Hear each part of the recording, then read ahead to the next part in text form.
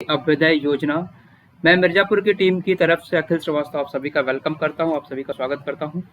जल्दी जल्दी सारे बच्चे ऑनलाइन क्लासेस में आ जाएं तो आज के लेक्चर को स्टार्ट किया जाए। आपको 2 मिनट का समय दे रहा हूं, 2 मिनट में आप सारे अपनी क्लास को ज्वाइन कर लें। सभी को गुड इवनिंग, सभी को very very good evening. 2 minute में क्लास के अंदर आज ज्वाइन कर लीजिए। आज की देखिए क्लास बड़ी इंपॉर्टेंट क्लास होने वाली है, तो थोड़ा सा वेट करें। 2 मिनट फिर मैं आपसे बातें करता हूँ। 2 मिनट के बाद 2 मिनट वेट कर लेते हैं, सभी को आ जाने देते हैं। 2 मिनट में सभी आ जाइए जल्दी से, फिर क्लास स्टार्ट करें। आशा करता हूँ आप सभी स्वस्थ होंगे, अच्छे होंगे और अपनी पढ़ाइयाँ कर रहे होंगे, पढ़ाई कर रहे होंगे और नीट की जो आपका एम है, एम की तरफ धीरे धीरे बढ़ रहे होंगे। और जैसा कि आपको पता है कि हमारे 3 चैप्टर, मेजर चैप्टर खत्म हो चुके हैं और उन 3 मेजर चैप्टर का मुझे टेस्ट भी लेना है। ठीक है, उन 3 मेजर चैप्टर का मुझे टेस्ट भी लेना है। लेकिन जैसे कि बात हुई थी आप लोगों से कि सर हमारे कुछ डाउट्स हैं, तो आप कुछ डाउट्स भी बता दीजिए। और मैंने 2-3 दिन मैंने लास्ट क्लास में भी आपको मैसेज भी सेंड किया कि आप अपने डाउट पूछ लीजिए। तो कुछ बच्चे हैं जिन्होंने अपने डाउट्स पूछे हैं और कुछ डाउट्स मुझे ऐसे लगते हैं जो आपको बता देने चाहिए एग्ज़ाम के पॉइंट ऑफ व्यू से। कुछ ऐसे भी डाउट्स हैं जो आपके सिलेबस में नहीं है, तो मेरे ख्याल से सुहासिनी ने सेंड किया है, तो मैं उस डाउट्स को छोड़ दूंगा बस, क्योंकि सिलेबस में नहीं है, इलेक्ट्रिकल मॉडल आपके सिलेबस में नहीं है, तो उसको छोड़ दीजिए, उससे पढ़ने की जरूरत नहीं है। तो जल्दी जल्दी ज्वाइन कर लें। प्रखर, वैष्णवी, आलोक, रवि, अभय प्रताप सिंह, अनुराग, अजीत, आप सभी जल्दी जल्दी आ जाएं। शुभी और कुछ बच्चों के और नाम हैं। एक लास्ट क्लास में एक बच्ची आई थी जिसका नाम देखिए ध्यान नहीं आ रहा मुझे। हाँ, निखिल, निकिता। ठीक है, आप सभी ज्वाइन कर लें तो फिर मैं क्लास स्टार्ट करूं। अभय प्रताप, अभय कुमार सिंह, सुहासिनी, वैष्णवी। चले सभी आ गए, सभी आ गए क्लास में। क्लास स्टार्ट की जाए, क्लास स्टार्ट की जाए। चलिए तो स्टार्ट करते हैं आज का लेक्चर कुछ एनर्जेटिक होके। देखिए आज मैं आपको जो क्लास कराऊंगा।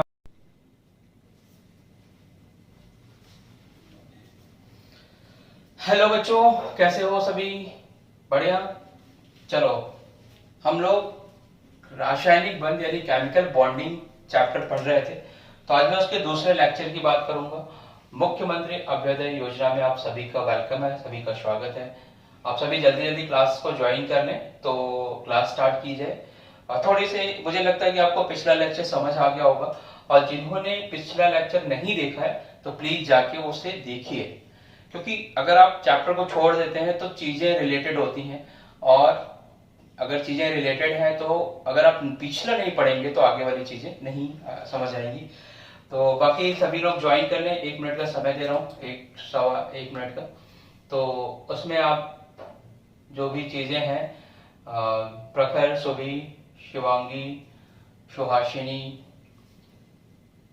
हमारे शिव पूजन, निखिल, आदित्य, आलोक, रवि, सभी लोग ज्वाइन कर लें, सभी लोग आ जाइए।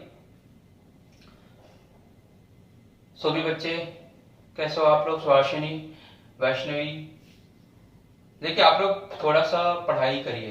तो मुझे ऐसा लगता है कि शायद आप लोगों की पढ़ाई अपने साइड से कम हो रही है, आप लोग थोड़ा कम पढ़ रहे हैं। एक तो अभी आप जो 11 से 12th में आए हो, तो मुझे ऐसा लगता है, मे बी हो सकता है आई एम रॉन्ग, बट मुझे ऐसा लगता है कि 11th आपने लास्ट ईयर आपका कोविड के थ्रू बीता, तो उसमें आपने पढ़ाई उतने अच्छे से कर ही नहीं पाया, मतलब कॉन्सेप्ट ही नहीं सही सब बिल्डअप हो पाया। तो मेरा ये कहना है कि अभी आप जो एग्जाम देने जा रहे हैं वो नीट का एग्जाम है, वो कंपटीशन का एग्जाम है, और कंपटीशन के लिए आपको होना पड़ेगा कंपटीशन जैसा, कंपटीशन की जैसी मेहनत करनी पड़ेगी। वहां ये काम नहीं चलेगा कि आपको ये चीजें नहीं आती। मेरी बात समझ आ रही है? तो सभी, और all of you are very very serious student. Prakhar है, शिवपूजन है, आदित्य है, निखिल है, सुहासिनी, शुभी, वैष्णवी, कि मैंने देखा है कि रेगुलर क्लास में आते हैं, कोई चीजें मिस्टेक मिस नहीं करते। तो जब आप मेहनत कर ही रहे हैं, आ ही गए हैं, तो थोड़ी और कर लीजिए। ठीक है, ठीक है निखिल। चले बच्चे आगे। क्लास, लास्ट क्लास यानी कि जो कल की क्लास खत्म हुई, उसमें आपने केमिकल बॉन्डिंग की आयनिक बॉन्ड के बारे में, आयनिक बॉन्ड क्या होता है, ये सारी चीजें पढ़ ली थी। ठीक है।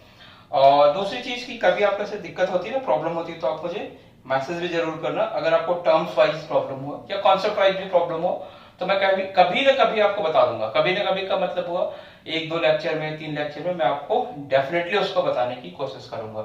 तो देखिए लास्ट क्लास में आपकी आयनिक बॉन्ड क्लियर हो गया था सुहासिनी। अब देखो आयनिक बॉन्ड के किस तरह से बनेंगे ये भी क्लियर हो गया था। अब मैं इसके कैरेक्टरिस्टिक यानी इसकी कुछ प्रॉपर्टी, इसके कुछ गुणों की बात करता हूं। हिंदी में आप इसे बोलेंगे गुणों, गुण ऑफ आयनिक बॉन्ड, आयनिक कंपाउंड, या कैरेक्टरिस्टिक्स ऑफ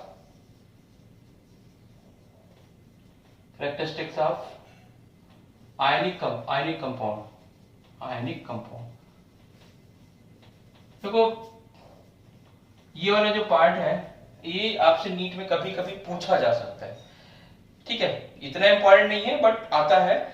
और कुछ चूंकि ये बच्चे जो होते हैं, आपने 9th-10th में जो आयनिक कंपाउंड वाला थोड़ा सा पार्ट है, तो वहां पे कुछ लोग जानते रहते हैं, तो उन्हें कोई प्रॉब्लम नहीं होती। बट फिर भी चूंकि आपके सिलेबस में, तो आपको जानना चाहिए आयनिक कंपाउंड के कैरेक्टरिस्टिक क्या होते हैं। तो कैरेक्टरिस्टिक ऑफ आयनिक कंपाउंड में पहली चीज कि आयनिक कंपाउंड किससे बना होता है, आयन से बना होता है, इसमें मॉलिक्यूल नहीं होता है। ठीक है, हिंदी में जिसको लिखना वो लिख लीजिएगा। आयनिक कंपाउंड किससे बना होता है, आयन से बना होता है, इसमें मॉलिक्यूल नहीं होता है। तो यहां पे मैं लिख देता हूं, it is made up of ions. ठीक है, आयन से बने होंगे। There is no any meaning of molecule, there is no any meaning of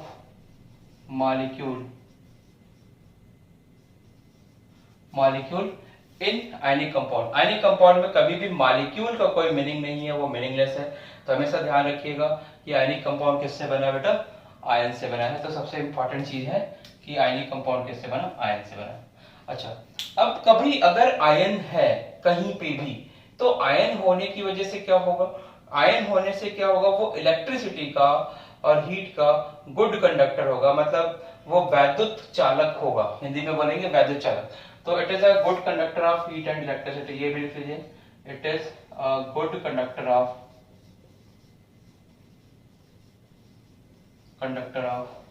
heat and electricity, heat और इलेक्ट्रिसिटी का ये अच्छा कंडक्टर होता है। साथ साथ आप लिखते भी रहिए, क्योंकि थ्योरी वाला चैप्टर है, तो ऐसा पता चला मैंने रब कर दिया। ठीक, तो गुड कंडक्टर होता है हीट एंड इलेक्ट्रिसिटी का, लेकिन कहां, इन एक्वस सॉल्यूशन, ये भी ध्यान रखिएगा, इन एक्वस सॉल्यूशन। ठीक है, ठीक। अगर सॉलिड स्टेट की बात करता है कि अगर ये सॉलिड में है, तब ये कभी भी गुड कंडक्टर नहीं होता है। ये क्या होता है, एक्वस सॉल्यूशन में ये आपका गुड कंडक्टर होता है। सॉलिड में क्या होगा, सॉलिड में ये गुड कंडक्टर नहीं होता, ये क्या होगा, बैड कंडक्टर होता है। मैं ऐसे कट कर देता हूं, सॉलिड के केस में ये बैड कंडक्टर होता है। क्लियर है इतनी बातें। देखो एक सिंपल सी बात है, सभी लोग नमक खाते हो, सभी लोग खाना खाते हो तो नमक तो डालते ही होंगे। और नमक क्या है, आयनिक कंपाउंड है। क्यों, क्योंकि इसके पहले वाली क्लास में मैंने आपको डिस्कस किया था कि NaCl से बना, और अगर ये NaCl से बना तो क्या होगा, इसमें Na और Cl का आयन होगा। क्लियर इतनी बातें। और अगर NaCl का आयन हुआ तो बेटा ये गुड कंडक्टर भी होगा, ऑब्वियस सी बात है, गुड कंडक्टर होगा। ठीक है, प्रखर, ये बेटा NaCl जो है आयन से बना, किसके, Na और Cl के आयन से, तो क्या हुआ, गुड कंडक्टर हुआ। लेकिन कहां पे, एक्वस सॉल्यूशन में, सॉलिड स्टेट में नहीं। आपको बाई चांस सब्जी में नमक कम है, या आपने देखा है कि आप कभी खीरा खाते हैं, कुछ खाते हैं फ्रूट, ऊपर से नमक डाल देते हैं, या आप अपने मुंह में डायरेक्ट नमक ले लेते हैं। आयन से बना है बेटा, आयनिक कंपाउंड है, और वो good conductor and heat and electricity का। पता चला प्रखर पहुंच गया है वहां पे वायर लेके, बोलता है मैं तो इसमें तार लगा दूंगा, करंट लगा दूंगा, तो क्या आपको करंट लग जाएगा क्या? जो उसने क्या किया, नीचे से वायर लगाया और पूरा उसका जो कंटेनर है क्या नाम से, नमक का, तो उसमें ऐसा तो होगा नहीं कि करंट लग जाएगा। तो आपका होता है कि गुड कंडक्टर होता है हीट एंड इलेक्ट्रिसिटी का, लेकिन एक्वस सोल्यूशन में आप उसे सॉलिड में लेके जाएंगे तो सॉलिड में वो बैड कंडक्टर होता है। या टू द पॉइंट लिख लीजिए, मैंने समझाने की कोशिश की, आपको समझ लीजिए। तीसरा पॉइंट अगर मैं बात करूं, जो मैंने आपको लिखाया नहीं था, it is non directional in nature. ये क्या होता है, ये it is non directional in nature. ये क्या होता है, नॉन डायरेक्शनल होता है। इसमें आप कोई डायरेक्शन नहीं दे सकते हो, पॉजिटिव के साथ नेगेटिव, नेगेटिव के साथ पॉजिटिव बनेगा, इसी की हम बात करेंगे, इसलिए इसको हम बोलते हैं नॉन डायरेक्शनल इन नेचर। तो ये जितने पॉइंट्स हैं, ये सारे पॉइंट्स इंपॉर्टेंट है। फालतू जितने पॉइंट्स है वो मैं ऐसे नहीं लिखाऊंगा आपको, ठीक है? तो आप लोग इसको लिख लीजिए, it is non directional in nature, good conductor of heat and electricity in aqueous solution, not in solid state, solid state में कभी भी नहीं होता है, made up of ions, ion से बने होते हैं, ठीक है? ये सारी चीजें लिख लीजिए आप लोग।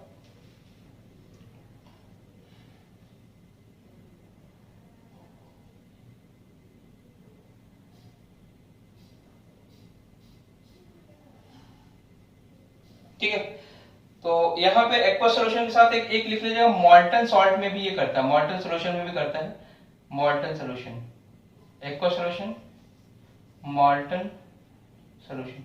ये मॉल्टन सॉल्यूशन क्या होता है, मॉल्टन का मतलब होता है, जैसे आप नमक लीजिए, नमक में थोड़ा सा पानी मिलाइए, थोड़ा सा बस पानी मिलाइए, और थोड़ा सा पानी मिला के उसको क्या करिए, उसको हल्का सा मिला दीजिए, मतलब हल्का सा उसे ब्रेक कर दीजिए आयंस को, जिसको आप बोलते हैं पेस्ट बना दिया आपने, नमक का पेस्ट बना दिया, ठीक है? उसको बोलते हैं मॉल्टन सॉल्ट, मतलब इसे गलित अवस्था बोलते हैं थोड़ा हिंदी में।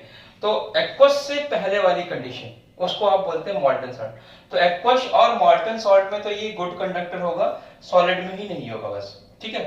तो इस ये ध्यान रखिएगा, ये क्वेश्चन, ये वाला क्वेश्चन आपका नीट में आया हुआ, एक बार नीट में आया हुआ क्वेश्चन है ये, मैं साथ साथ बता दे रहा हूँ कि कहाँ पे आया हुआ है।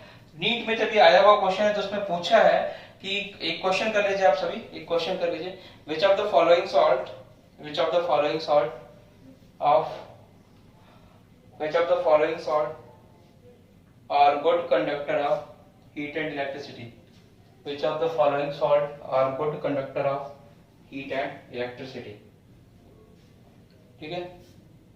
ये जरा लिखने की कोशिश कीजिए।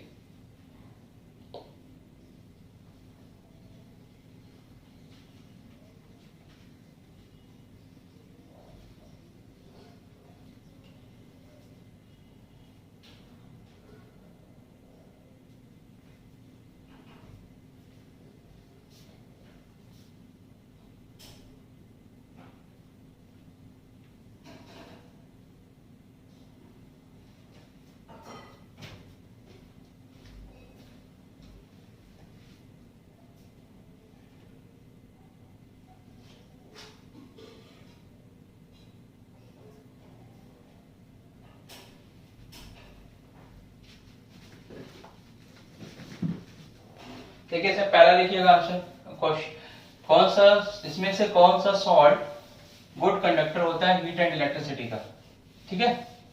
पहला ऑप्शन है, हिंदी में लिखना चाहे तो लिख लीजिए, इसमें कौन सा सॉल्ट गुड कंडक्टर होता है हीट एंड इलेक्ट्रिसिटी का।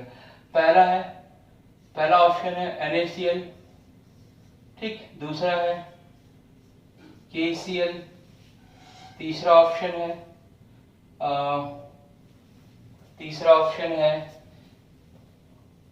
अब तीसरा बना लीजिए आप, इसको लिख लीजिए आप सॉलिड NaCl, ठीक है? इसको लिख लीजिए एक्वस NaCl, फिर आप लिख लीजिए यहाँ पे कोई आप सॉल्ट ले लीजिए, शुगर सोल्यूशन यानी C6H12O6 ग्लूकोज वाला सोल्यूशन ले लीजिए, ठीक है? फिर चौथा ले लीजिए ऑप्शन, ले लीजिए आप C3H7, या C3H8 ले लीजिए, ठीक है। अब इसमें पूछा जाए कि कौन सा सॉल्ट आपका आपका good conductor of heat and electricity है, तो आपको ये ध्यान देना होगा कि इसमें से कौन सा आयनिक है, पहली चीज। तो देखो आयनिक मिल गए दो, ये और ये, ठीक। अब तुम्हें देखना होगा इसमें से कौन सा एक्वस है, तो एक्वस ये वाला है, तो इसको आप टिक कर दीजिए, ये वाला बैड कंडक्टर होगा। क्यों? क्योंकि सॉलिड में कंडक्ट नहीं करता है। इसका रीजन अगर जानना चाहते हैं कि क्यों नहीं करता है सॉलिड में, क्योंकि सॉलिड में क्या होते हैं, जो आयंस होते हैं, कंस्टिट्यूएंट पार्टिकल होते हैं, वो टाइटली पैक्ड होते हैं। अब आयंस अगर टाइटली पैक्ड होगा तो वो फ्री नहीं होगा, और अगर वो फ्री ही नहीं होगा तो कभी भी इलेक्ट्रिसिटी और हीट का कंडक्शन नहीं करेगा। ये एक रीजन है, ये आपको क्वेश्चन आया हुआ है, तो इसको थोड़ा सा आप लोग ध्यान दे दीजिए। तो आयनिक कंपाउंड इतने ही थी, लगभग जितनी इंपॉर्टेंट चीजें थी वो मैंने लिखा दी है। अब हम आते हैं कोवेलेंट कंपाउंड पे, ठीक। अब आते हैं हम कोवेलेंट कंपाउंड पे, तो नेक्स्ट हेड डाल दीजिए कोवेलेंट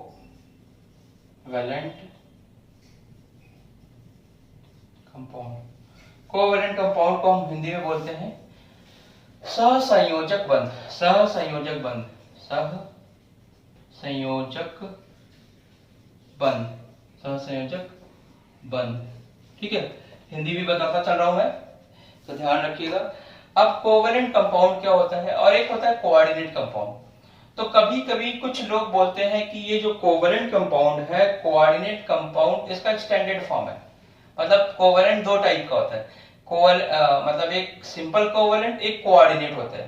तो अब बट इसको अलग अलग फॉर्म में मत पढ़िए, अलग अलग ही पढ़ लीजिए कि सहसंयोजक और उपसहसंयोजक, यानी कोवेलेंट और कोऑर्डिनेट कंपाउंड होता है। तो कोवेलेंट बॉन्ड बात कर लीजिए, क्योंकि बॉन्ड आप बात कर रहे हैं। तो कोवेलेंट बॉन्ड क्या होता है, कोवेलेंट बॉन्ड, ठीक है। कोवेलेंट बॉन्ड क्या होता है ये देख लीजिए। कोवेलेंट बॉन्ड देखिए क्या है, पहले तो समझ लीजिए कोवेलेंसी क्या है। अगर आपका बॉन्ड, आयनिक बॉन्ड क्या था कि आयंस से बनता था। यहाँ आयनिक बॉन्ड में क्या होता था, इलेक्ट्रॉन क्या होता था, इसका ट्रांसफर होता था। एक एलिमेंट इलेक्ट्रॉन लूज करता था, दूसरा एलिमेंट इलेक्ट्रॉन को गेन करता था। लेकिन यहाँ पे यानी कोवेलेंट बॉन्ड की अगर आप बात करेंगे तो इसमें क्या होगा, यहाँ जो बॉन्ड बनेगा it is formed by the sharing of electron. ये शेयरिंग ऑफ इलेक्ट्रॉन से बनता है। मतलब आप ये बोल सकते हैं कि जब आपका, हिंदी में लिखना चाहे लिख लीजिए, जब आपका बंध जो है इलेक्ट्रॉन की शेयरिंग से बनता है, तो आपका जो बंध होता है वो क्या होता है, कोवेलेंट बॉन्ड होता है। तो मतलब when bond is formed by the sharing of electron, so bond is known as covalent bond। अच्छा, इसमें जो शेयरिंग होती है, शेयर्ड इलेक्ट्रॉन दोनों एटम देते हैं। शेयरिंग हो और शेयर्ड इलेक्ट्रॉन क्या हो, दोनों देते हैं। इसमें ये खास बात होती है, bond is formed by the sharing of electron and shared electron is given by each element, ठीक है। शेयर्ड इलेक्ट्रॉन क्या होगा, दोनों ही एटम अपने इलेक्ट्रॉन को शेयरिंग देगा। आप लोग लिखते रहिए, मैं इसको समझाता भी रहता हूं आपको। देखिए होता क्या है, जैसे मान लीजिए प्रखर और निखिल, ये दो बड़े अच्छे दोस्त हैं, ठीक है। अब इन लोगों ने डिसाइड किया कि ऐसा है कि हम लोग स्कूल से आते हैं, फिर हमने इंस्टीट्यूट भी जाना है, कोचिंग भी करना है, और क्या है, बर्डन बहुत ज्यादा हो जाता है, बहुत ज्यादा बैग हो जाता है, बुक्स ज्यादा हो जाती है। तो दोनों ने डिसाइड किया कि एक काम करो कि एक दिन मैं ये बुक लाऊंगा, तुम ये दूसरी वाली बुक लाना। तो मान लो एक दिन ये फिजिक्स की बुक लेके आता है और ये केमिस्ट्री की बुक लेके आता है, ये बायो का बुक लेके आता है और इसके रिस्पेक्ट में ये हिंदी और इंग्लिश जो भी बुक है वो लेके आता है, ठीक है। तो अब क्या हुआ कि फिजिक्स वाली क्लास में ये दोनों शेयरिंग कर लेंगे अपनी बुक को, केमिस्ट्री वाले क्लास में ये दोनों शेयरिंग कर लेंगे अपनी केमिस्ट्री की बुक को, ठीक है। लेकिन एक्चुअल में अगर देखा जाए तो फिजिक्स की बुक किसकी है, वो प्रखर की है, और जो तुम्हारा निखिल की जो बुक है वो केमिस्ट्री वाली बुक है। तो जब एग्जाम मतलब क्लास खत्म होगी तो क्या दोनों अपने अपने अपने जो बुक्स है लेके चले जाएंगे? आलोक बताओ, दोनों अपने बुक लेके चले जाएंगे? तो अगर बुक लेके चले गए तो बेसिकली वो उन्होंने क्या किया था, कुछ समय तक शेयरिंग की थी। तो ऐसे अगर कहीं बॉन्ड बन जाए तो वो क्या होते हैं, वो आपके कोवेलेंट बॉन्ड बोले जाते हैं। अच्छा, आयनिक बॉन्ड आपने जहां लिखा है, तो आयनिक बॉन्ड में एक चीज और सुन लीजिए, हालांकि पता ही होगा आपको। देखिए आयनिक बॉन्ड किससे बनता है? आयन से बनता है। अच्छा, अब जब आयंस बनता है, जरा ध्यान से समझिएगा इसे, ये आप लिख लीजिए और इस पॉइंट को समझ लीजिए, बस समझना जरूरी है। अगर आयंस से बनता है, मान लीजिए पॉजिटिव आयन और नेगेटिव आयन, तो इसमें फोर्स ऑफ अट्रैक्शन वर्क करता है, जिसे हम बोलते हैं इलेक्ट्रोस्टैटिक फोर्स ऑफ अट्रैक्शन। ठीक है, इलेक्ट्रोस्टैटिक फोर्स ऑफ अट्रैक्शन मतलब वैद्युत बल बोलते हैं इसे। ठीक, तो कहीं पे भी अगर वैद्युत बल काम करता है तो वो बल बहुत ज्यादा बड़ा होता है, बहुत ज्यादा स्ट्रांग होता है। आई बात समझ? मतलब अगर आपको करंट लगा दिया जाए 2 मिनट के लिए और आपसे बोला जाए 2 मिनट के लिए आप नीचे कूद जाइए छत से, एक मंजिले छत से, तो करंट आपके लिए ज्यादा खतरनाक है, क्योंकि नीचे कूदने में ग्रेविटेशन फोर्स लगेगा। तो जब आप ग्रेविटेशन फोर्स से लगेंगे तो वो उसकी जो वैल्यू होती है, आप फिजिक्स में पढ़ेंगे, F=G m1 × m2/r²। लेकिन जो इलेक्ट्रोस्टैटिक फोर्स होता है वो Q(Q1 × Q2/r²। तो ये वैल्यू ग्रेविटेशन फोर्स से बहुत बड़ी होती है, अप्रोक्सीमेटली 10⁻40 to 43 टाइम बड़ी होती है। 10⁻40 to 43 टाइम्स बड़ी होती है, इतनी बड़ी होती है वही, समझ गया? तो ऑब्वियस सी बात है कि ये वैल्यू बहुत बड़ी होती है। तो जब वैल्यू बहुत बड़ी होगी आयनिक में, तो क्या होगा, उसका जो मेल्टिंग पॉइंट और बॉइलिंग पॉइंट होगा वो भी बहुत ज्यादा होता है, स्ट्रॉन्ग फोर्स ऑफ अट्रैक्शन की वजह से। तो ये भी लाइन अगर आप लिखना चाहें तो लिख लें, हालांकि आपने सुन लिया तो क्लियर भी होगा, ये 9th 10th में पढ़ते हैं आप लोग कि इस वाले में आयनिक में, कि आयनिक में क्या होगा, it is made up of ion, तो there is a strong force of attraction between the, या ऐसे बना के लिख लीजिए, थोड़ा एक पॉइंट ऐसे लिख लीजिए, स्ट्रॉन्ग फोर्स होता है इसमें, स्ट्रॉन्ग फोर्स, और स्ट्रॉन्ग फोर्स होने की वजह से इसमें क्या होगा, इसका melting point and boiling point ज्यादा होता है। एमपी मतलब मध्य प्रदेश, एमपी मतलब मध्य प्रदेश, मध्य प्रदेश नहीं, मेल्टिंग पॉइंट, और बॉइलिंग पॉइंट बीपी, बीपी मतलब बॉइलिंग पॉइंट। ऐसा नहीं कि बीपी मशीन लेके बीपी मेजर कर रहे हैं, तो मेल्टिंग पॉइंट बॉइलिंग पॉइंट ज्यादा होता है। क्यों ज्यादा होता है? क्योंकि फोर्स ऑफ अट्रैक्शन ज्यादा। इसे लिख लीजिए। अच्छा, ये लिख लिया होगा आपने, कोवेलेंट बॉन्ड कैसे बना, by the sharing of electron and shared electron is given by each element. Shared जो इलेक्ट्रॉन होते हैं वो दोनों एटम के थ्रू दिए जाते हैं। क्लियर? चलिए आगे बढ़ते हैं थोड़ा।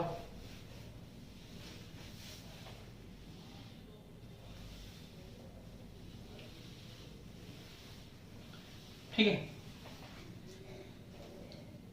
अब जो शेयरिंग ऑफ इलेक्ट्रॉन से जो आपके बॉन्ड बने, तो देखिए अगर दो इलेक्ट्रॉन बॉन्ड की शेयरिंग करें, जैसे मान लीजिए कार्बन और कार्बन में से दो ही इलेक्ट्रॉन एक दूसरे को शेयरिंग कर रहे हैं, तो जब दो इलेक्ट्रॉन शेयरिंग करते हैं तो एक बॉन्ड बनता है। कितने बॉन्ड बनेंगे? One bond is form, one bond form. ठीक है, दो, एक ही बॉन्ड बनेगा। एक बॉन्ड बनने, इसका मतलब क्या हुआ, एक बॉन्ड बनने में कितने इलेक्ट्रॉन लगे? दो इलेक्ट्रॉन। इसमें कितने इलेक्ट्रॉन लगे? दो इलेक्ट्रॉन।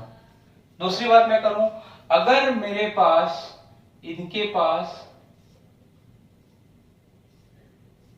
दो बॉन्ड बना दें, दो बॉन्ड बना देंगे तो क्या होगा, दो बॉन्ड बना देंगे तो उसमें कितने इलेक्ट्रॉन लगेंगे? कितने इलेक्ट्रॉन लगेंगे? 4 इलेक्ट्रॉन।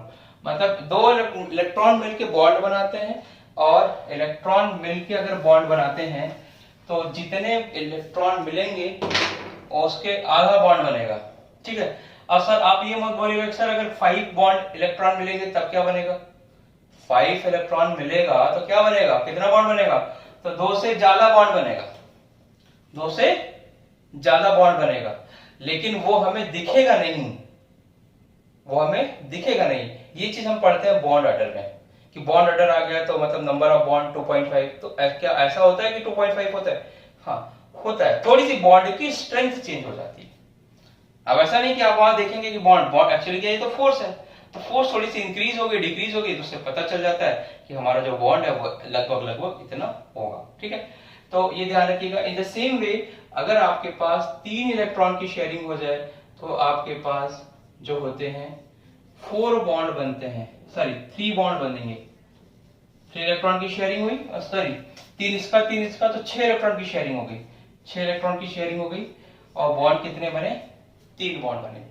ठीक, कभी भी 4 बॉन्ड नहीं बनता, कार्बन में तो नहीं बनता, कार्बन में 4 बॉन्ड नहीं बनता, और नॉर्मल किसी भी एलिमेंट में नहीं बनता। एक इसका एक्सेप्शन है रुदेनियम, उसमें RH में बनता है 4 बॉन्ड, तो बट वो आपको याद नहीं रखना, वो एक्सेप्शन वाला पार्ट है।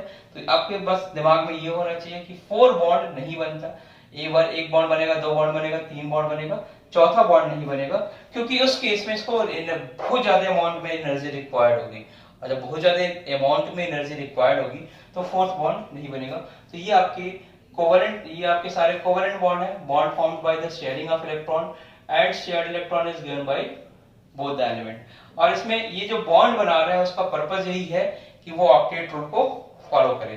ठीक है, अब कोवेलेंट बॉन्ड हो गया। कोवेलेंट बॉन्ड के बाद आप एक बार कोऑर्डिनेट बॉन्ड लिख लीजिए। तो कोऑर्डिनेट बॉन्ड,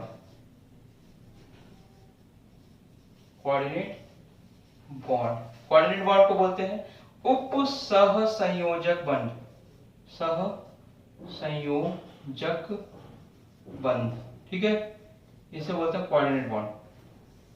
लिख लो, ऊपर लिखने का तो कुछ है नहीं ज्यादा, लेकिन ये बना लीजिए आप। कोऑर्डिनेट बॉन्ड क्या है ये मैं आपको बता देता हूं। और ये सारी चीजें जो होती हैं कोवेलेंट और कोऑर्डिनेट, कोवेलेंट और कोऑर्डिनेट बॉन्ड, इसके लिए एक थ्योरी दी गई थी, इलेक्ट्रॉनिक थ्योरी ऑफ वैलेंसी। इसके लिए थ्योरी दी गई थी इलेक्ट्रॉनिक थ्योरी ऑफ वैलेंसी। ये आपके सिलेबस में नहीं है, तो ना जाने तो ज्यादा बेटर है। अभी तो वो चीज पढ़िए जो एग्जाम में आएगी और आपके सिलेबस में है। ठीक, तो कोऑर्डिनेट बॉन्ड या उसका संयोजक बंध क्या होता है ये बता देता हूं मैं। इसको पहले डेफिनेशन लिख लीजिए। When bond is formed, when bond is formed by sharing of electron, sharing of electron and shared electron is given by only one element। ठीक है, इसका मतलब समझ लीजिए हिंदी में भी। कोऑर्डिनेट बॉन्ड क्या होता है, कोऑर्डिनेट बॉन्ड क्या हुआ है, देखिए एक चीज और अभी थोड़ी देर में बताता हूं आपको।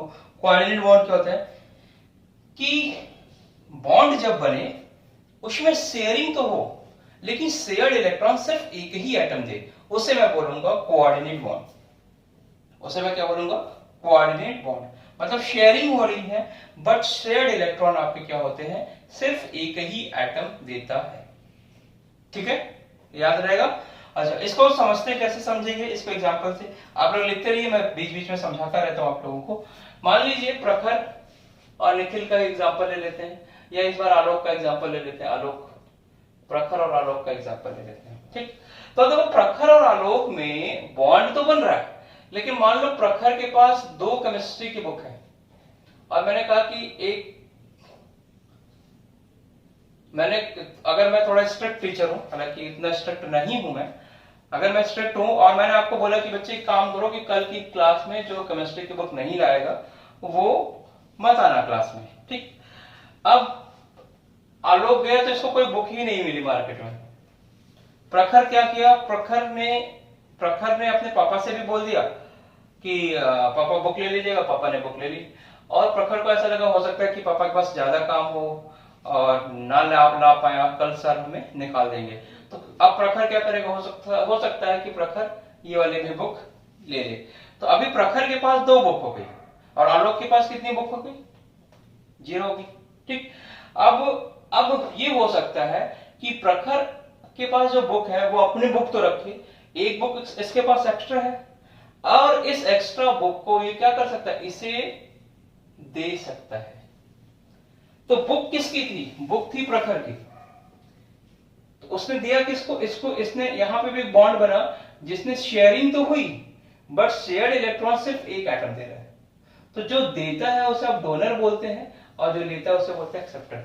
जो देता है उसे आप क्या बोलते हैं, दाता, हिंदी में बोलते हैं दाता, और जो देगा उसे क्या बोलेंगे, ग्राही। ये हिंदी टर्म है। तो डोनर और एक्सेप्टर होते हैं। तो बस इतनी, इस चीज को समझा दिया मैंने। यहां देख लीजिए, when bond is formed by the sharing of electron, sharing से बने, शेयरिंग का मतलब समझ रहे हो ना, शेयरिंग आप शेयर करते हैं कोई चीजें, और शेयर्ड इलेक्ट्रॉन जो है वो सिर्फ एक एटम से, एक एलिमेंट से मिले या एक एटम से मिले तो उसे हम बोलेंगे कोऑर्डिनेट बॉन्ड। तो यही बेसिक डिफरेंस है तुम्हारा कोऑर्डिनेट और कोवैलेंट बॉन्ड में। तो इसका मतलब ये भी हुआ कि कोऑर्डिनेट बॉन्ड वहां पे बनेगा जहां पे इलेक्ट्रॉन एक्सेस में होने के चांस होंगे। ये ध्यान रखिएगा, कहीं अगर आपके पास आ जाए कि इसमें कोऑर्डिनेट है कि कोवैलेंट है तो कैसे बताओगे? एक्सेस में इलेक्ट्रॉन अगर है तो वहां कोऑर्डिनेट बॉन्ड बनेगा। तो ये बेसिक चीजें थी, आप लोगों को मैंने डेफिनेशन बता दिया। कई लोगों को ये चीजें पता होंगी, ये भी बता हटा देता हूं, कई लोगों को ये चीजें पता होंगी तो देख लीजिए इसको, है। अब दूसरी चीज बात करते हैं, कोऑर्डिनेट बॉन्ड हो गया। अच्छा, अब एक क्वेश्चन पूछा जाता है, एक क्वेश्चन पूछा जाता है कि ढेर सारे कंपाउंड दे देगा, उसमें पूछेगा कि इसमें कोवैलेंट बॉन्ड है, कोऑर्डिनेट बॉन्ड है, इस तरह के क्वेश्चन पूछे जाते हैं। जनरली नीट में आते ही हैं ये क्वेश्चन। तो आपके लिए एक ट्रिक बता रहा हूं, ध्यान से समझिएगा उसको। देखिए, जो हम कोवैलेंट कोऑर्डिनेट बनाते हैं इसके लिए तो बेसिकली होता क्या है कि आपको स्ट्रक्चर ड्रॉ करना आना चाहिए, मतलब लुईस डॉट स्ट्रक्चर आना चाहिए। लेकिन अगर आपके पास लुईस डॉट स्ट्रक्चर ना भी आए, अभी मैं इसके बाद लुईस डॉट स्ट्रक्चर की बात करेंगे, ना भी आए तो कैसे हम बताएंगे कि इसमें कोवैलेंट होगा कि कोऑर्डिनेट? देखो, पहले पीरियोडिक टेबल सभी लोग अपने पास रखिए। देखिए, पीरियोडिक टेबल तो पढ़ते समय पूरी केमिस्ट्री की समझ लीजिए जान है।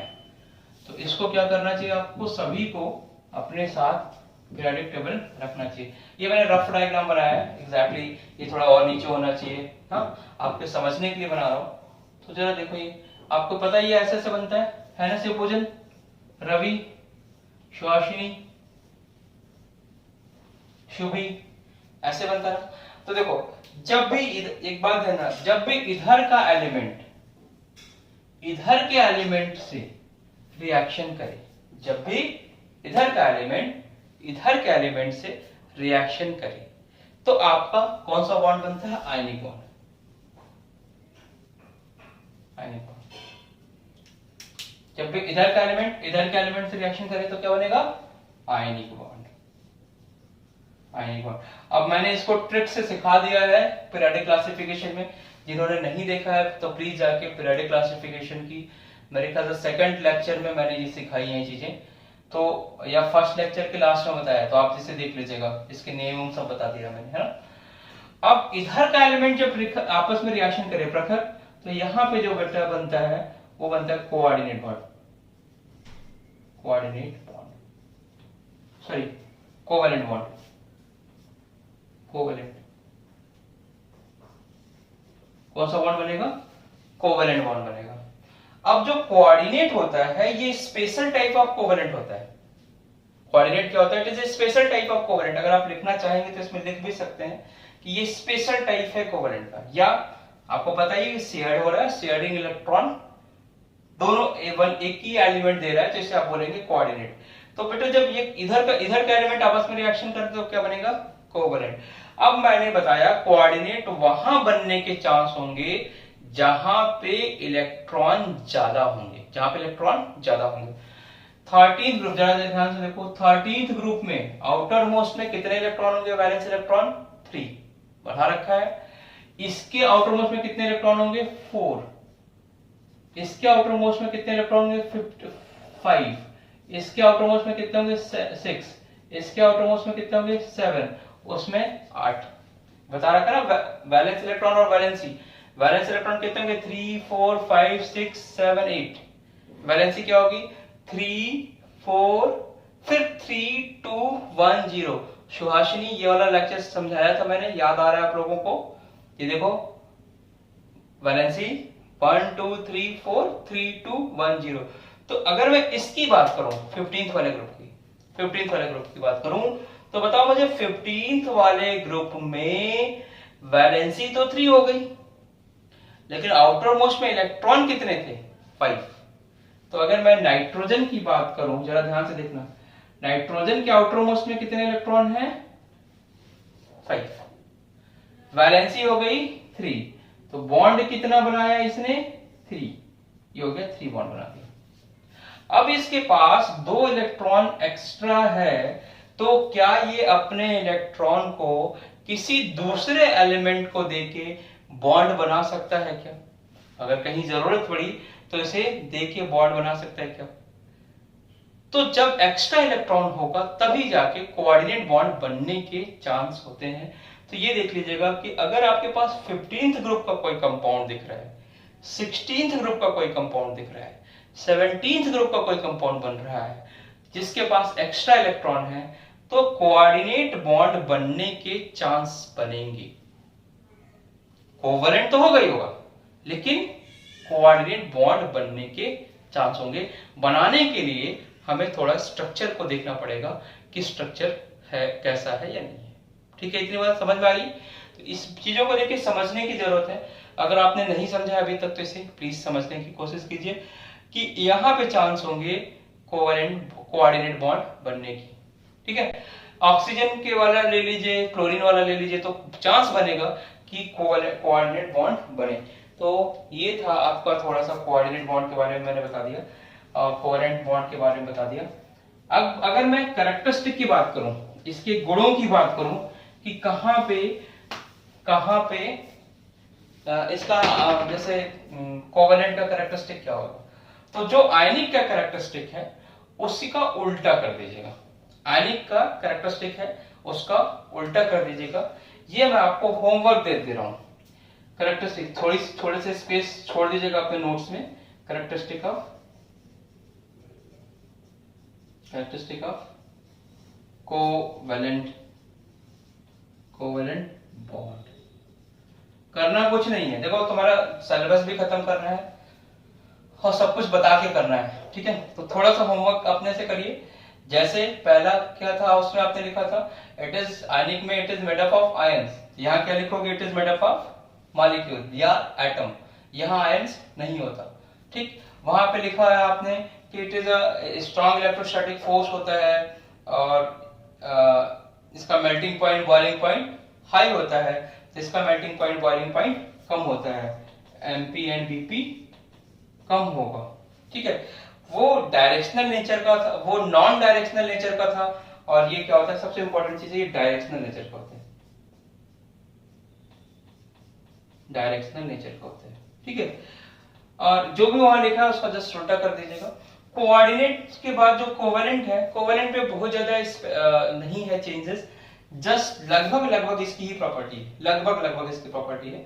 थोड़ी सी प्रॉपर्टी चेंज होती है तो भाई थोड़ा सा मेल्टिंग पॉइंट बॉइलिंग पॉइंट पे भी फर्क पड़ेगा, इसमें भी मॉलिक्यूल होंगे, ये भी डायरेक्शनल नेचर का होगा। तो क्योंकि कोऑर्डिनेट स्पेशल टाइप का कोवेलेंट है। क्लियर है इतनी बातें?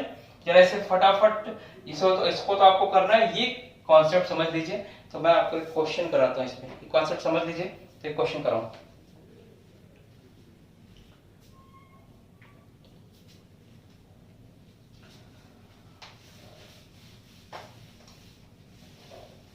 जैसे आपसे एक नीट में क्वेश्चन पूछे जाते हैं, नीट में क्वेश्चन पूछे जाते हैं, कॉमन सा क्वेश्चन है।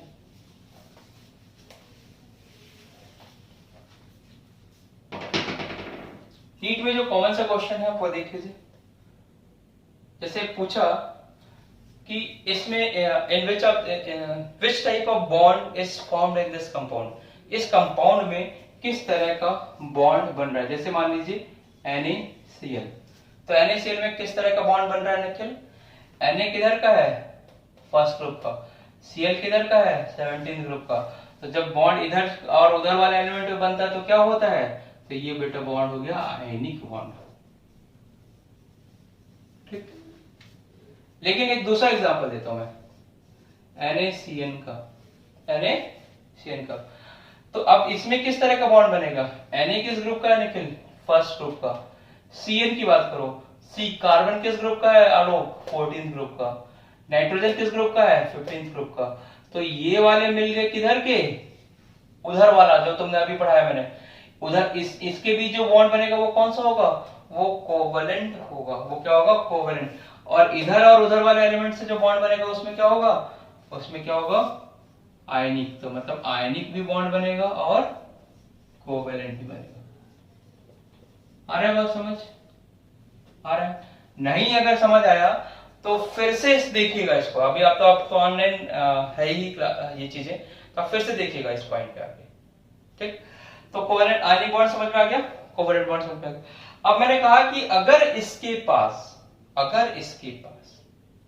एक्स्ट्रा इलेक्ट्रॉन है तो ये कोवेलेंट भी, कोऑर्डिनेट भी बनाने के चांस रखता है।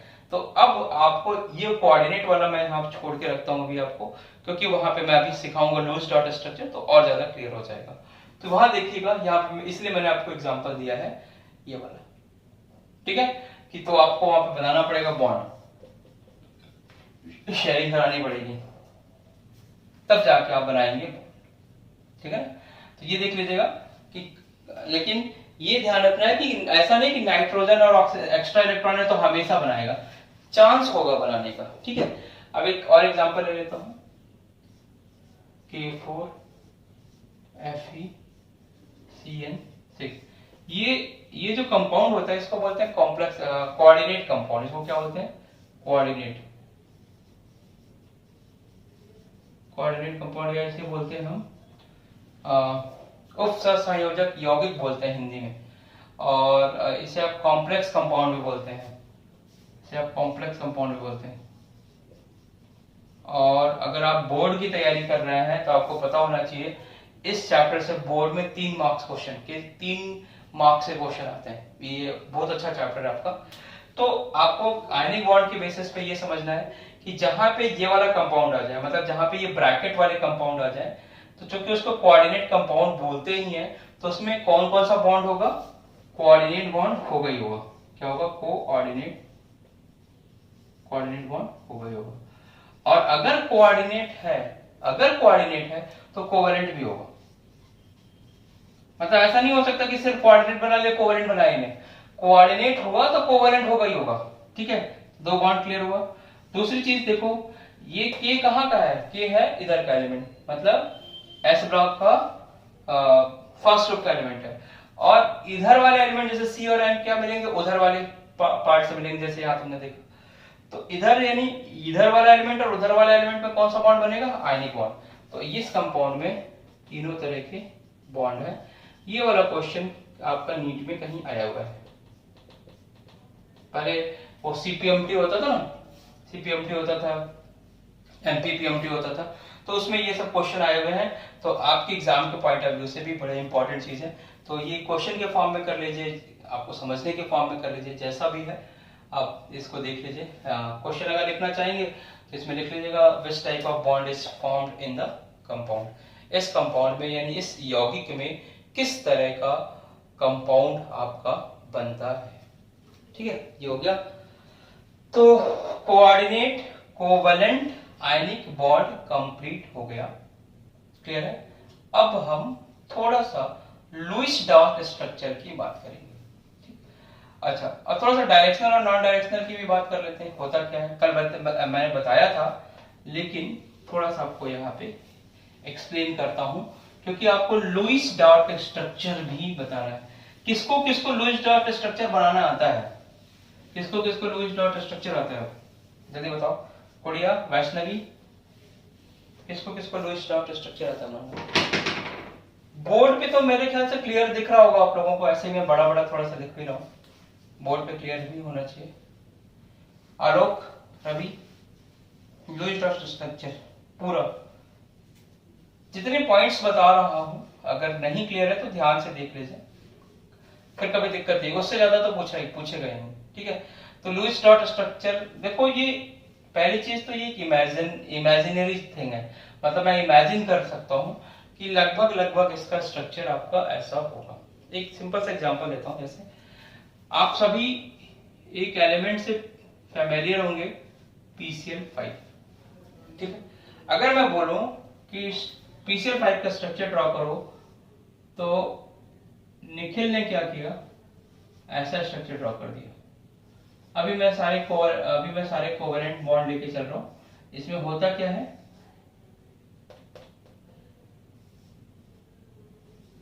होता क्या है?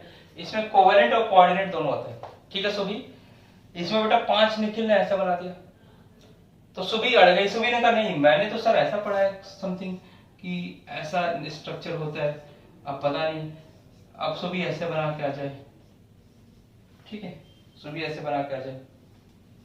अब एग्जाम में आपकी कॉपी चेकिंग हो रही है, मैंने क्या किया बेटा, बोला ये सही है और ये गलत है, मैंने बोला ये सही है और ये गलत है, रीजन। प्रखर बोलता है सर आपने तो बोला था कि इलेक्ट्रॉन ऑक्टेट रूल को फॉलो करना चाहिए, डबलेट को फॉलो करना चाहिए। मैंने तो देखो सर यहाँ पे ऑक्टेट रूल को फॉलो करा दिया, इसका ऑक्टेट कंप्लीट भी कर दिया और इसका भी ऑक्टेट कंप्लीट हो गया, तो मैं तो सही, ऑब्वियस सी बात है प्रखर सही है, बट मैंने काट दिया इसको, सुभी ने इसको ऐसा बनाया था, मैंने इसको सही कर दिया, ठीक।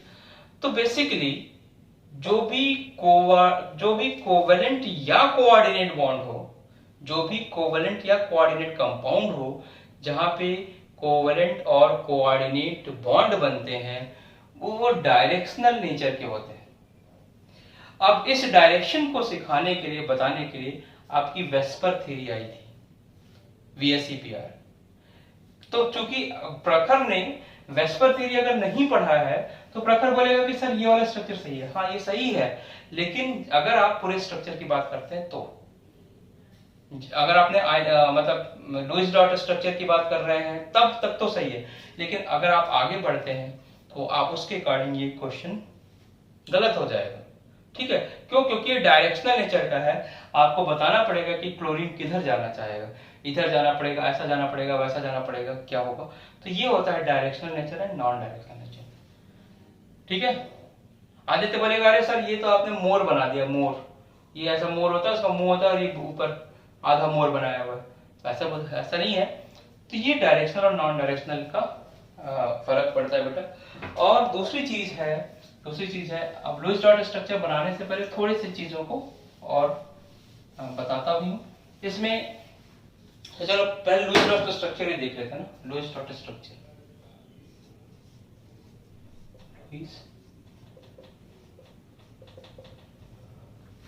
समझ आ रहा है सभी को ना, सभी को समझ आ रहा है, क्लियर हो रहा है सारी चीजें, बताओ सारी चीजें क्लियर हो रही है आप लोगों को, समझ आ रही है चीजें, क्लियर है?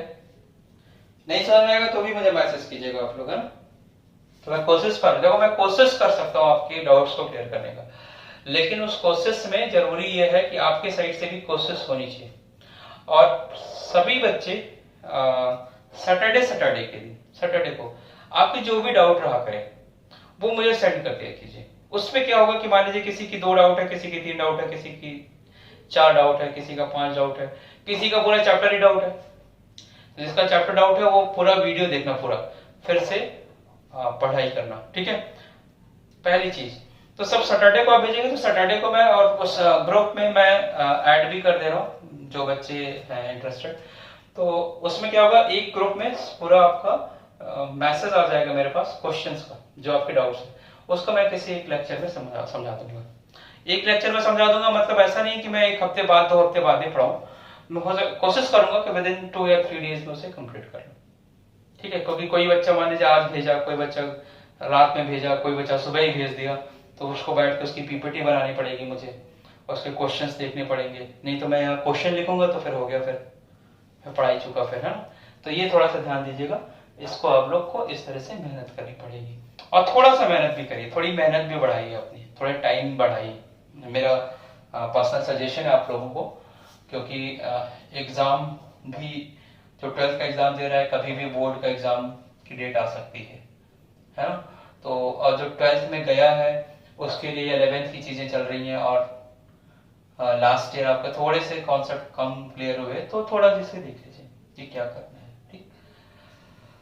और साथ में एक चीज और बोलूंगा कि साथ में आप सभी लोग नोट्स बनाते रहें। नोट्स कैसा होना चाहिए, नोट्स मस्ट बी कन्फाइंड, बहुत ही कन्फाइंड होना चाहिए, बहुत ही कंसंट्रेटेड होना चाहिए। अब ऐसा नहीं कि पूरा एटॉमिक स्ट्रक्चर का आपने 10 पेज का नोट्स बना लिया, नहीं, सिर्फ 1 पेज में उसके जो फॉर्मूले हैं उसको लिख लीजिए, उसके जो इंपॉर्टेंट लाइन है वो लिख लीजिए, बस 1 से 1.5 पेज।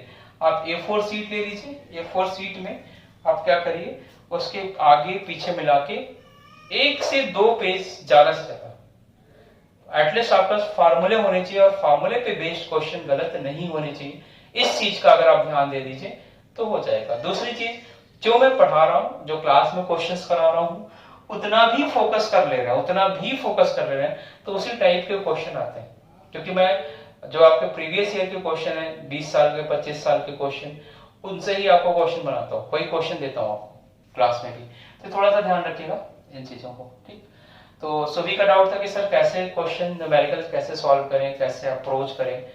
तो उसका बेटा अप्रोच करने का सिर्फ यही एक वो है कि आप पहले तो आपने पढ़ तो लिया सब चीज, थोड़ा थोड़ा 2 पेज में 3 पेज में नोट्स बना लीजिए।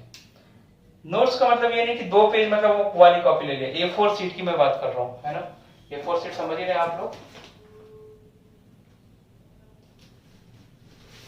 देखिए ये वाली जो सीट होती है ना, ये वाली सीट ले लीजिए, इस पे 1-2 सीट, 1-2 के ऊपर। तो ऐसे सीट अगर आप ले लेंगे तो उससे काम चल जाएगा। तो उसको करके फिर आप जब भी क्वेश्चन करने जाए तो एटलीस्ट फार्मूला देख ले, फिर क्वेश्चन पे जाए, फार्मूला देखे फिर क्वेश्चन पे जाए, ठीक। एकदम रैंडमली एकदम ब्लाइंडली चले जाओगे तो समझ ही नहीं आएगा। कि लगेगा जरूर कि सर ने पढ़ाया है, रेडियस है, वो है वो है, लेकिन आप कुछ समझ नहीं पाओगे, ठीक है। तो ऐसे करिए और धीरे धीरे करिए, बहुत आराम से स्लो मोड में मूव करिए। एक समय ऐसा आएगा कि आपकी स्पीड अपने आप ही तेज हो जाएगी। तो इस सब चीजों को ध्यान रखिए, हो जाएंगे। तो लुईस डॉट स्ट्रक्चर की बात करते हैं बेटा। लुईस डॉट स्ट्रक्चर में 2-3 चीजें आपको ध्यान रखनी है और उसको ध्यान में रखते हुए हम ये मतलब मैंडेटरी नहीं है कि ये ऐसा रूल है कि किसी बुक में या किसी साइंटिस्ट ने बता दिया कि ऐसा ही आप करिए, ऐसा कहीं कोई रूल नहीं है। बस अपना स्ट्रक्चर बन जाए और स्ट्रक्चर इजी वे से बन जाए, इसका ही हमें ध्यान रखना है, ठीक है। तो इसमें कुछ पॉइंट्स हैं जिसको आपको ध्यान रखना चाहिए कि कभी भी जब आप लुईस डॉट स्ट्रक्चर बनाएंगे तो पहला ही पॉइंट ये है कि आप इलेक्ट्रॉन को कैसे दिखाएंगे। इलेक्ट्रॉन को in the form of dot या क्रॉस के फॉर्म में दिखाएंगे, ठीक है। दूसरा, जो भी मेटल आप लें, जो भी मेटल ले रहे हैं, जो भी एलिमेंट ले रहे हैं, उन एलिमेंट में जो आपका इलेक्ट्रोनेगेटिव एलिमेंट है, जैसे जो मोर इलेक्ट्रोनेगेटिव एलिमेंट है, ठीक है।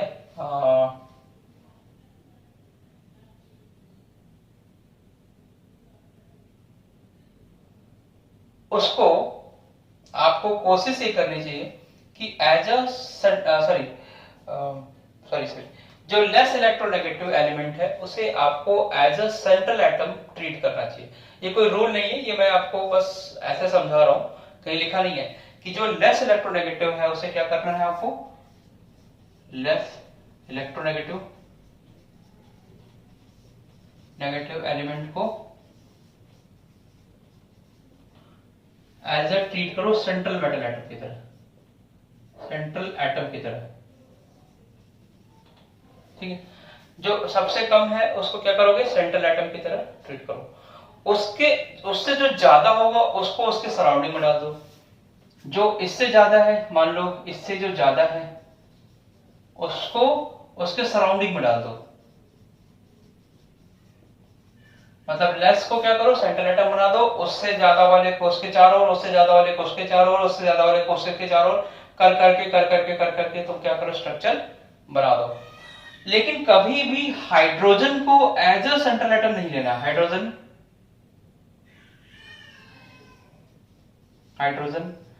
इज नॉट टेकन एज अ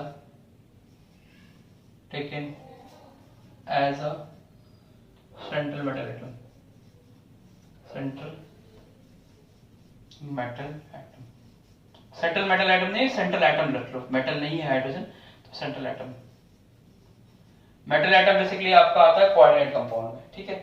तो आपको एक चीज ध्यान रखना है कि क्योंकि हाइड्रोजन लेस इलेक्ट्रोनेगेटिव एलिमेंट है, तो हाइड्रोजन को कभी भी, एक्सेप्शन है कि हाइड्रोजन को कभी भी आप सेंट्रल एटम की तरह ट्रीट नहीं करेंगे। किसी भी लेस इलेक्ट्रोनेगेटिव को ही सेंट्रल एटम लेंगे। अब जिसको ये नहीं पता है कि लेस इलेक्ट्रोनेगेटिव क्या है, पीरियोडिक क्लासिफिकेशन में करा रखा है। इधर वाले एलिमेंट अगर मैं पीरियोडिक टेबल इस बोर्ड पे रख दूं इधर वाले एलिमेंट आपके इलेक्ट्रोपॉजिटिव होंगे, उधर वाले एलिमेंट आपके इलेक्ट्रोनेगेटिव होंगे। तीसरा काम, जितना पॉसिबल हो स्ट्रक्चर मस्ट बी सिमेट्रिकल, यानी कि जो भी आप स्ट्रक्चर बना रहे हैं वो सममित होना चाहिए। सममित मतलब होता है सिमेट्रिकल, सिमेट्रिकल मतलब एक जैसे दिखने वाला। अगर वो सिमेट्रिकल नहीं बन रहा है किसी भी रीजन से, हो सकता है बाई चांस कि 5-6 एलिमेंट आ गए कि आप उसे सिमेट्रिकल नहीं बना पा रहे हैं, तो आपकी कोशिश होनी चाहिए कि कंपाउंड जो आप स्ट्रक्चर जो बना रहे हैं वो सिमेट्रिकल होना चाहिए। ठीक है, तो ये आपकी मतलब फिर बता दे रहा हूं कि ये कोई रूल नहीं है कि ऐसा ही है या किसी बुक में लिखा है, ये मैं आपको बता रहा हूं कि ऐसे ऐसे करेंगे तो आपका लुईस डॉट स्ट्रक्चर कभी गलत होने के चांस नहीं होंगे। या 100 लुईस डॉट स्ट्रक्चर बनाएंगे तो हो सकता है उसमें 5 ही लुईस डॉट स्ट्रक्चर गड़बड़ हो, इसको बस फॉलो कर। ठीक, तो हाइड्रोजन को कभी भी सेंट्रल एटम की तरह ट्रीट नहीं करेंगे, इलेक्ट्रॉन को डॉट अक्रॉस के फॉर्म में बनाएंगे, लेस इलेक्ट्रोनेगेटिव को सेंट्रल एटम की तरह ट्रीट करेंगे, मोर इलेक्ट्रोनेगेटिव को उसके चारों ओर, उससे ज्यादा इलेक्ट्रोनेगेटिव को उसके चारों ओर, ऐसे करके आप बनाएंगे। स्ट्रक्चर क्या होना चाहिए बेटा? सिमेट्रिकल होना चाहिए, सिमेट्रिकल स्ट्रक्चर होना चाहिए। हिंदी में इससे बोलते हैं सममिति, सममिति है ना। अब पता नहीं, देखते हिंदी में सममिति ही बोलते हैं, उसे लिखते शायद ऐसे ही है, थोड़ा सा मैं कंफ्यूज हूं तो इसको ऐसे लिख, सिमेट्रिकल स्ट्रक्चर होना चाहिए। ठीक, लास्ट पॉइंट, आपको इतना करने के साथ साथ ये भी ध्यान रखना है कि आपको ऑक्टेट रूल और डबलेट रूल को फॉलो करना है। किसको फॉलो करना है? ऑक्टेट रूल को, ऑक्टेट रूल और डबलेट रूल को। डबलेट रूल को कहां पे फॉलो करोगे? हाइड्रोजन में फॉलो कर लो, हीलियम में फॉलो कर लो, तो वहां पे डबलेट रूल फॉलो करना है, बाकी आपको ऑक्टेट रूल सभी में फॉलो करना है। तो इतने पॉइंट्स को आप देख लीजिए तो आपके जो भी स्ट्रक्चर बनेंगे वो ज्यादातर चांसेस है कि करेक्ट बने। तो इसका जरा पॉइंट लिख लो।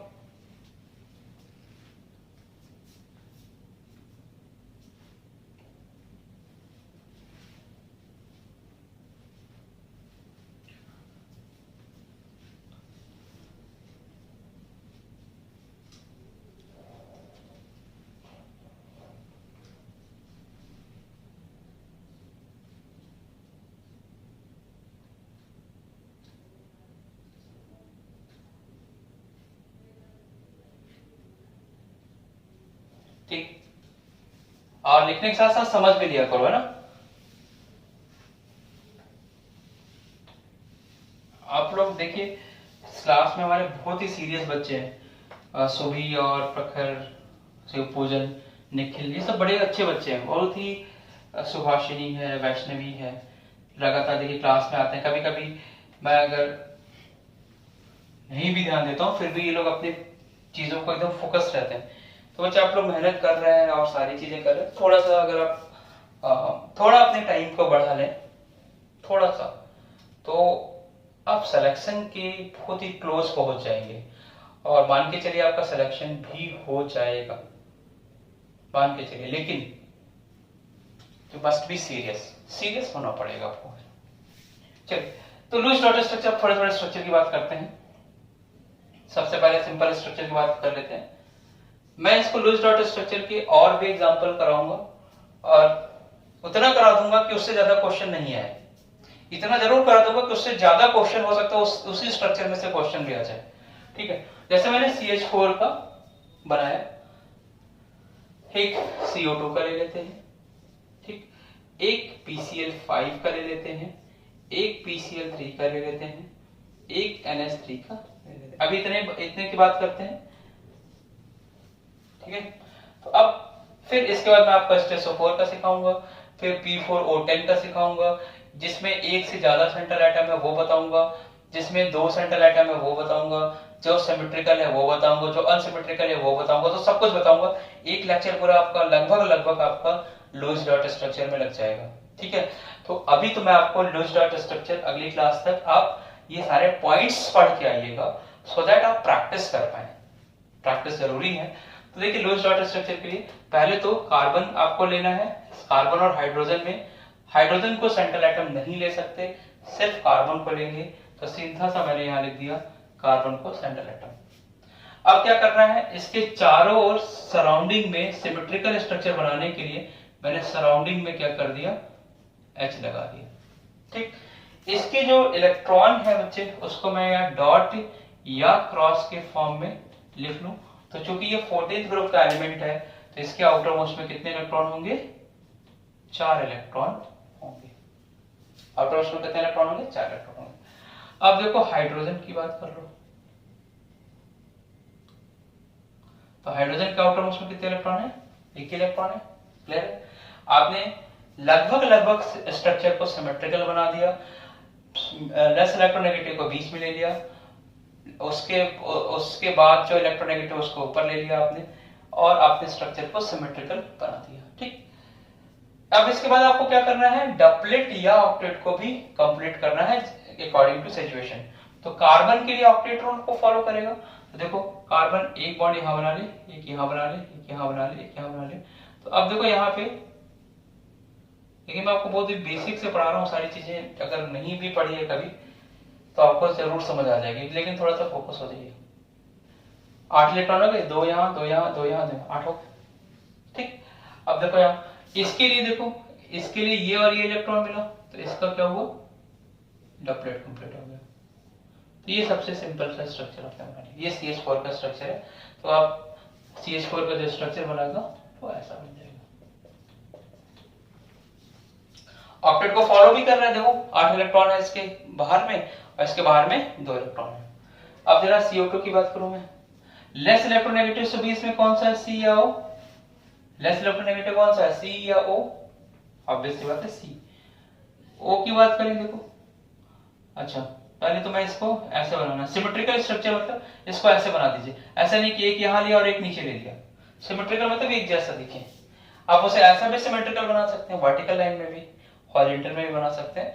तो इसको मैंने यहाँ पे ऐसा बना दिया। ठीक, अब क्या करना है, अब क्या करना है, लेस इलेक्ट्रोनेगेटिव को बीच में, मोर इलेक्ट्रोनेगेटिव को साइड में ले लिया। अब क्या करना है, इसको डॉट के फॉर्म में या क्रॉस के फॉर्म में बना दो। तो ये मैंने डॉट के फॉर्म में बना दिया कार्बन का इलेक्ट्रॉन, क्रॉस के फॉर्म में मैंने इसका इलेक्ट्रॉन बना दिया।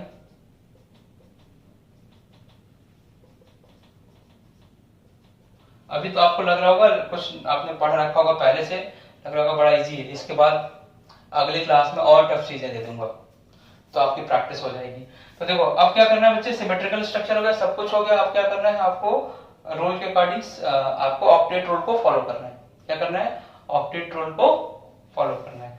देखो इसके 4 इलेक्ट्रॉन है, तो ऑक्टेट रूल के अकॉर्डिंग अगर 4 इलेक्ट्रॉन और आ जाए तो इसका ऑक्टेट कंप्लीट। देखो एक बॉन्ड ये बना लेगा, एक बॉन्ड इधर से बना लेगा, तो 6 इलेक्ट्रॉन हो गए, 2 इलेक्ट्रॉन इधर से बना दिए, तो इसका भी ऑक्टेट कंप्लीट। अगर मैं इसकी बात करूं तो देखो यहां से इसका ऑक्टेट कंप्लीट ये। ठीक, अब ऑक्सीजन के पास आ जाओ। ऑक्सीजन के आउटर मोस्ट में कितने इलेक्ट्रॉन है, 6 इलेक्ट्रॉन है, 6 इलेक्ट्रॉन है। और तो उसमें 6 इलेक्ट्रॉन में कभी भी देखो ये 2 इलेक्ट्रॉन की इसको जरूरत है इसका ऑक्टेट कंप्लीट करने के लिए, तो 2 बॉन्ड बना के ये क्या कर ले, ये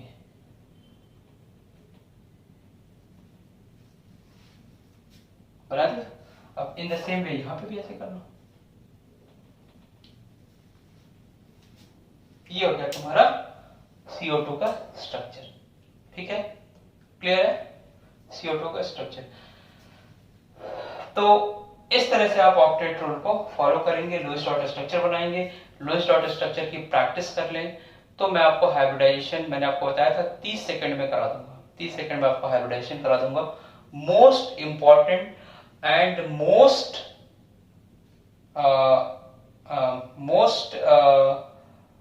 जो कमिंग एग्जाम में आने वाले प्रोबेबिलिटी है, जिसमें मतलब कि 100% है, 90%, 99% है क्वेश्चन आने की, वो हाइब्रिडाइजेशन का इस चैप्टर से। तो ये जब तक आपको लुईस डॉट स्ट्रक्चर नहीं आएगा तो हाइब्रिडाइजेशन भी नहीं आ पाएगा, मतलब अच्छे से नहीं आएगा, बाकी तो आप ठीक है जो भी। तो ये देखो बेटा, ये बन गया लुईस डॉट स्ट्रक्चर। अब इसमें एक चीज और बता दे रहा हूं, जो यहाँ पे इलेक्ट्रॉन फ्री है, जो इलेक्ट्रॉन फ्री है इसे हम बोलते हैं, it is known as lone pair of electron, lone pair.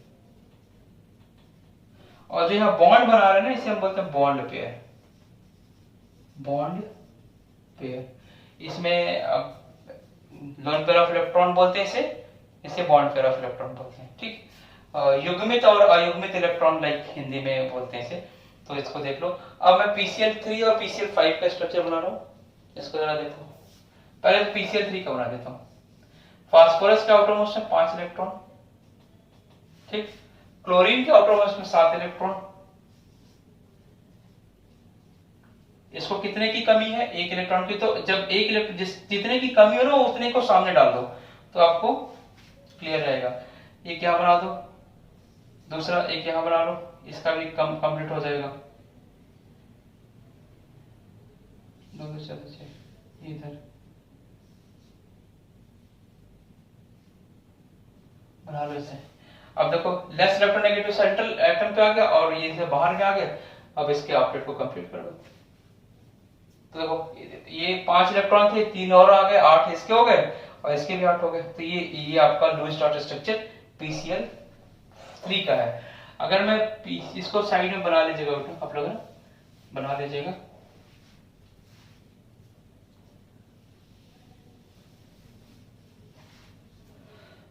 PCl3 ये सारे आपने बना लिए होंगे मेरे ख्याल से। तो अब देखो PCl3 के बाद अगर मैं PCl5 ले लूं तो देखो इसका ऑक्टेट तो कंप्लीट है। देखो इसका ऑक्टेट तो कंप्लीट है। तो इसका ऑक्टेट कंप्लीट है तो क्या अपने 2 इलेक्ट्रॉन इसके पास फ्री भी है, 2 इलेक्ट्रॉन इसके पास फ्री भी है। अब क्लोरीन को इलेक्ट्रॉन की जरूरत है, क्लोरीन को इलेक्ट्रॉन की जरूरत है, ठीक है निखिल। तो बेटा ये बताओ मुझे कि 7 इलेक्ट्रॉन तो तुमने यहां बना लिया, इसको थोड़ा दूर कर लीजिएगा आप लोग, ठीक है। अब क्या इसके पास पॉसिबिलिटी है प्रखर कि ये अपने इलेक्ट्रॉन को, शेयर्ड इलेक्ट्रॉन को इसको दे दे? अपने जो इसके इलेक्ट्रॉन है इसको इससे के साथ शेयरिंग करा दे।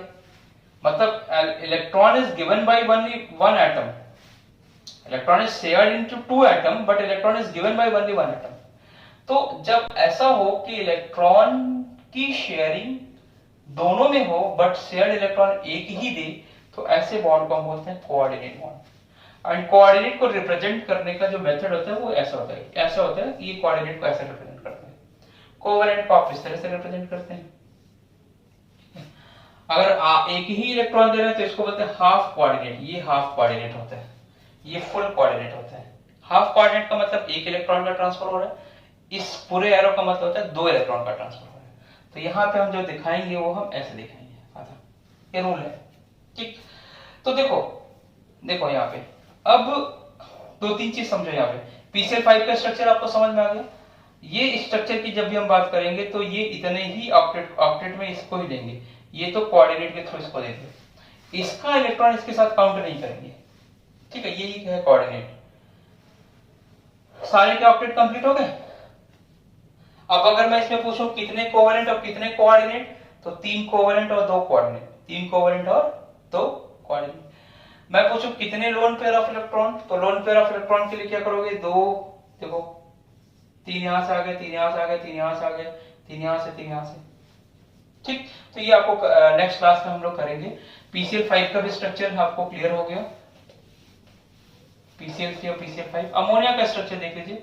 नाइट्रोजन 5 इलेक्ट्रॉन ले लो फटाक से, हाइड्रोजन को इसके सराउंडिंग में डाल दो, इसके ऑक्टेट को कंप्लीट करो और इसके डबलेट को कंप्लीट करो। अमोनिया का स्ट्रक्चर बन गया। 2 इलेक्ट्रॉन इसके पास फ्री होंगे जिसे आप बोलेंगे लोन पेयर। और कितने बॉन्ड पेयर हो गए? 3 bond pair and 1 lone pair.